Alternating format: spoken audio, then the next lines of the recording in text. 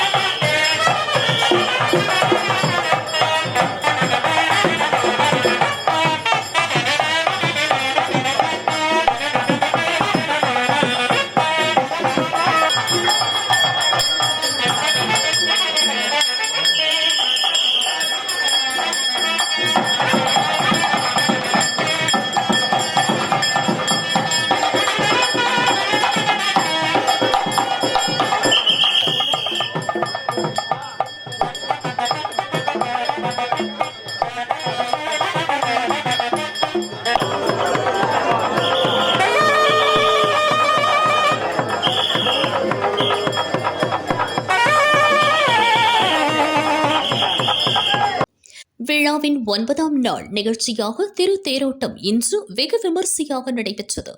முன்னதாக கோவில் முன்பு சீனிவாச பெருமாள் சமேத ஸ்ரீதேவி பூதேவி அம்பாள்களுடன் சிறப்பு அலங்காரத்தில் பல்லக்கில் எழுந்தருளினார். தொடர்ந்து தேரினை பக்தர்கள் பக்தி பரவசத்துடன் படம் பிடித்து இழுத்து சென்றனர். கோவிலில் இருந்து புறப்பட்ட தேர் காமராஜர் சாலை, நெல்பேட்டை, இஸ்மாயில்புரம் வழியாக சென்று மீண்டும் கோவிலை வந்தடைந்தது. விழாவில் திரளான பக்தர்கள் பங்கேற்று தரிசனம் செய்தனர். விழா ஏற்பாடுகளை சௌராஷ்டிரா பிராமண தர்ம பரிபாலன சபை நிர்வாகிகள் சிறப்பாக செய்திருந்தனர்.